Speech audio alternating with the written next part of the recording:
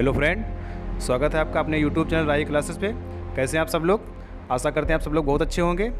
जैसा कि हमने आपसे वादा किया था कि जो है जल्द ही हम अपने आप टॉपर से मिलाएंगे और हमारे सबसे पहले टॉपर्स में जो सबसे पहली रैंक जिनकी आई है और जो पर्सनालिटी आपके सामने है, तो उसमें सबसे पहले हमारे हैं अनुराग चौरसिया।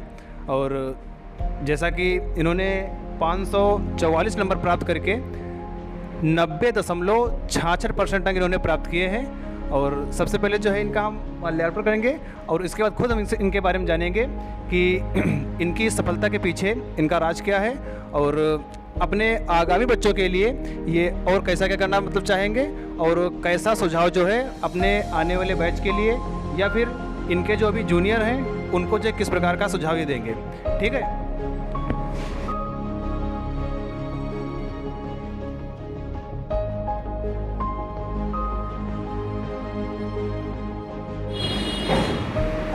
तो आज जो है हम अनुराग चौरसिया से जानेंगे कि इन्होंने जो 90.66% अंक अपने प्राप्त किए हैं, तो इसके पीछे जो है अनुराग चौरसिया का क्या राज है, कैसे जो है इन्होंने पढ़ाई की है, इनका टाइम टेबल क्या था और इन्होंने लगभग 1 घंटे मतलब 1 दिन में कितनी पढ़ाई की है। और जैसा कि आपको पता होगा कि अनुराग चौरसिया जो है कक्षा 10 के छात्र हैं और पहली बार ऐसा हुआ है कि अपने जो है इतिहास काल में इन्होंने 90.66% अंक प्राप्त करके अपने परिवार का गौरव बढ़ाया है। ठीक, तो जानते हैं कि हम अनुराग से कि अपने बारे में क्या बताना चाहते हैं। जैसा कि हमारे बारे में आपको गुरुजी ने बताया है कि मेरा नाम अनुराग चौरसिया है और मेरे पिताजी का नाम मिस्टर सर्वेश कुमार है। वो पहले टीचर भी रहे हैं 7-8 साल, अब तो किसानी करते हैं। और मेरी माताजी का नाम मिसेस राम रानी है, वो गृहिणी हैं। और उसके साथ साथ मेरी माताजी अपने मेरे गांव की आशा हैं, वो आशा कार्यकर्ता हैं। हॉस्पिटल गवर्नमेंट उनकी जॉब है, तो उसमें वो कार्य करती हैं। उसके साथ साथ हम अकेले हैं और मेरी 2 बहनें हैं, मुझसे छोटी हैं। तो जैसा कि आप लोगों को गुरुजी ने मेरे बताया है कि मैंने काफ़ी मेहनत करके इस मुकाम पर पहुँचे हैं हम। इसमें काफ़ी हमारे गुरुजी की भी बहुत अधिक मेहनत रही है, अत्यधिक रही है। लोग कहते हैं कि स्टूडेंट के प्रथम गुरु माता पिता ही होते हैं और माता पिता में सबसे पहले गुरु उनकी माता होती हैं। तो लेकिन माता पिता तो सिर्फ सिखा सकते हैं, रास्ता समझा सकते हैं बच्चों को, वो हमेशा साथ नहीं रहते हैं। लेकिन जो गुरु होते हैं वो हमें रास्ता बताते हैं, कहाँ कैसे जाना है और क्या करना है आगे। वही हमारे लक्ष्य को पाने में मदद करते हैं। उसके साथ साथ गुरु एक ऐसे हैं जो अब स्वयं तो वहीं पर रहते हैं लेकिन हमें मंजिल तक पहुंचा ही देते हैं। इसके साथ साथ बस मैं इतना ही कहना चाहता हूं।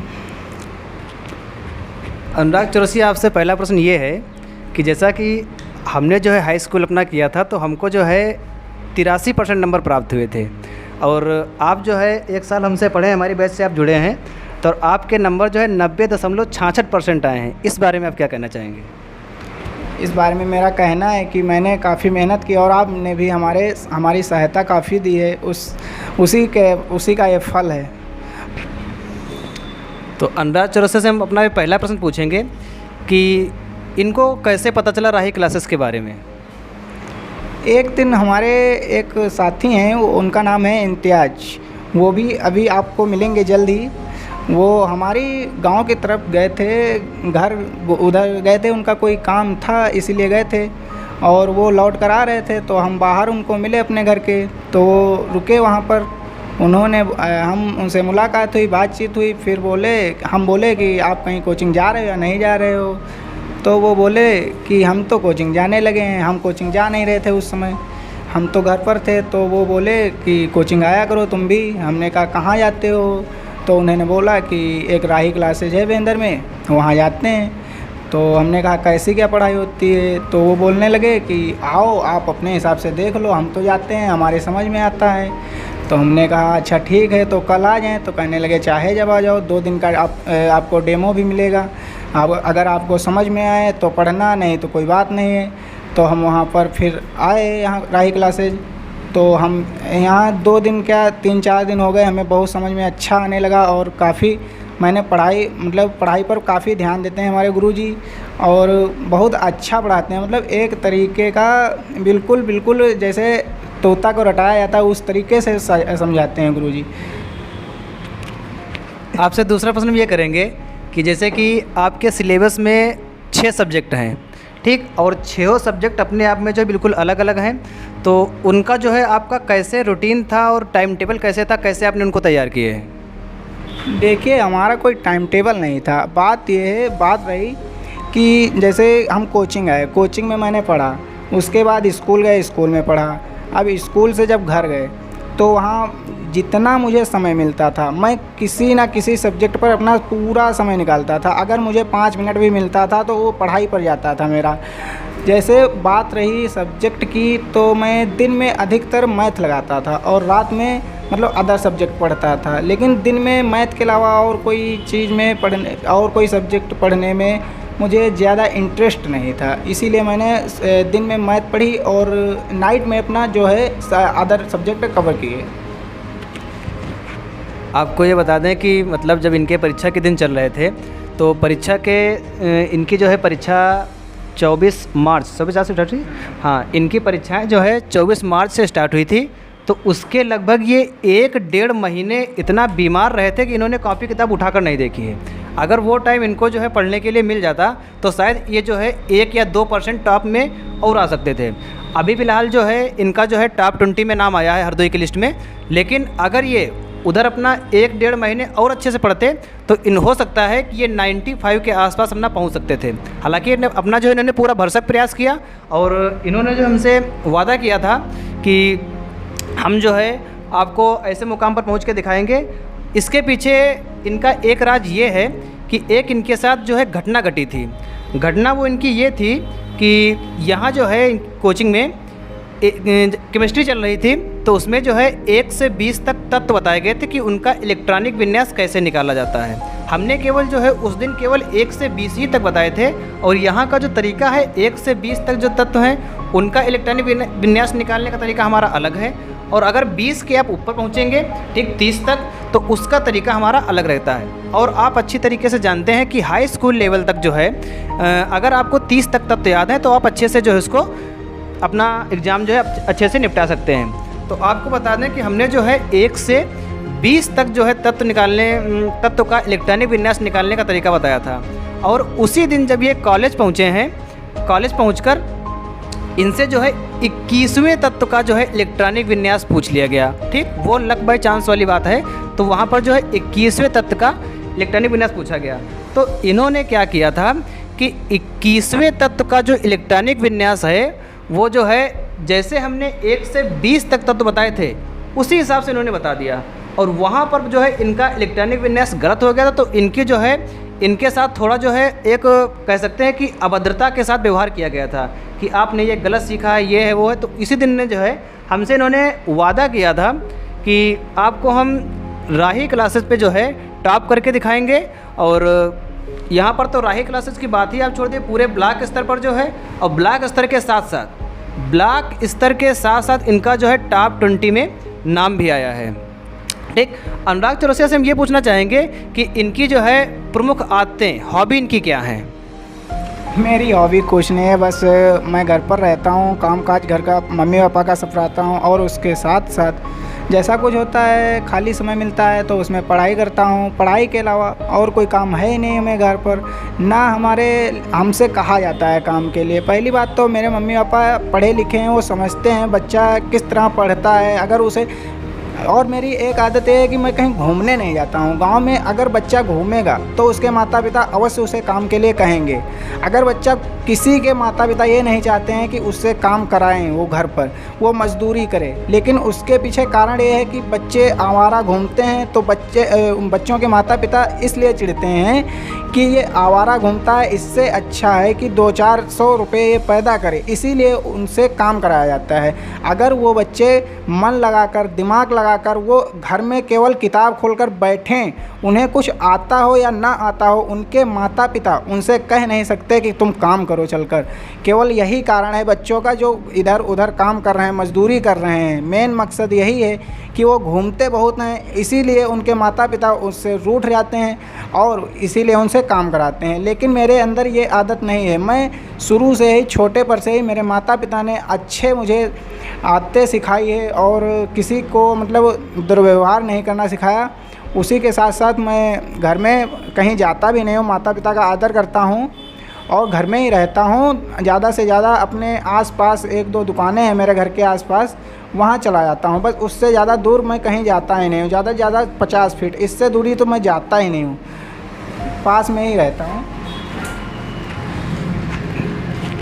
उसके बाद जो है हम अनुराग जी से ये पूछेंगे कि आप जो है इतने नंबर लेकर आए हैं 90.66%, तो आप कैसा महसूस कर रहे हैं?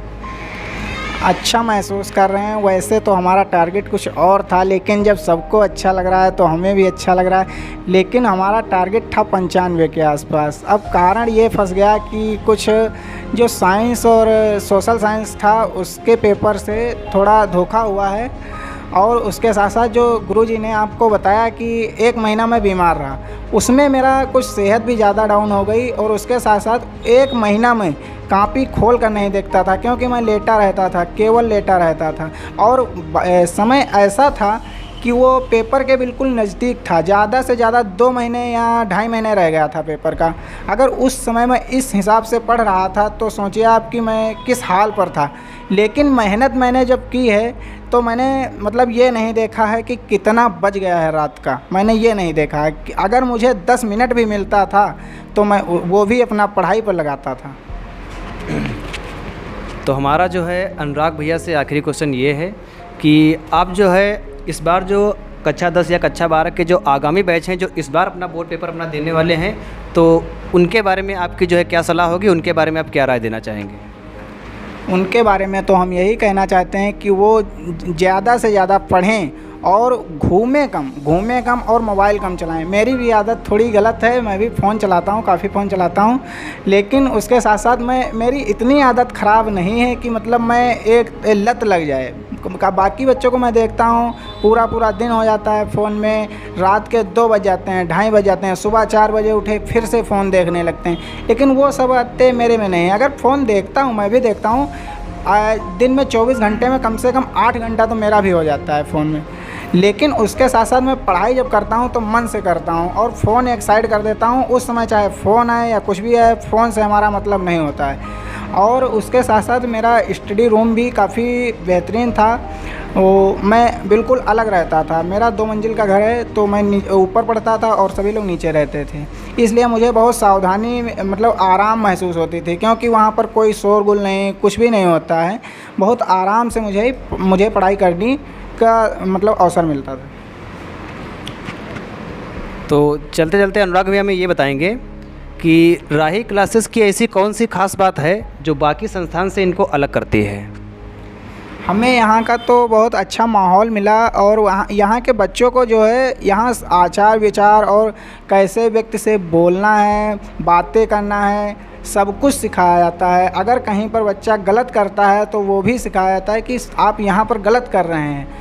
उसके साथ साथ अगर बच्चों को मतलब किसी भी प्रकार की कठिनाई या मतलब किसी भी प्रकार की दिक्कत हो रही है तो उसका भी समाधान होता है। यहाँ पर एक मतलब जिस समय मैं पढ़ रहा था उस समय एक नियम लागू किया गया था। उस समय एक कागज़ पर आप अपने जितने भी आपके अंदर डाउट हैं या कुछ भी हैं उस पर लिख कर दे सकते थे। तो गुरुजी ने उनका काफ़ी अच्छा हल भी निकाला था।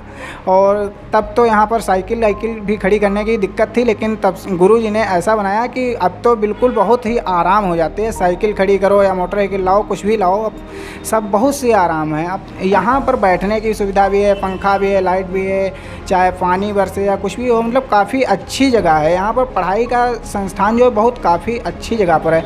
और उसके साथ साथ कोचिंग काफ़ी होते हैं, वो इधर उधर खुल जाती हैं, लेकिन उनके आसपास जैसे आपको पेन ज़रूरत है या कापियाँ ज़रूरत हैं तो उसके लिए आपको दूर जाना पड़ता है, उसमें समय आपका वेस्ट होता है। लेकिन यहाँ पर ऊपर माले पर यहाँ पर कोचिंग है और नीचे दुकान है, कापी पुस्तक भंडार, मतलब जो भी आप लेना चाहते हैं सब कुछ मिल जाता है। यहाँ पर एक बड़ी दुकान है।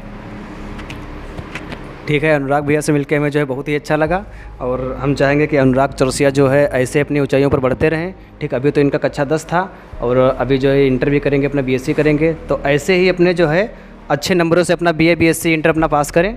और अनुराग चौरसिया जो कि 90.66% अंक प्राप्त करे हैं और इनका मुँह ना मीठा किया जाए तो मान लो अधूरी बात रहती है। ठीक, तो इनका जो है मुँह मीठा किया जाए।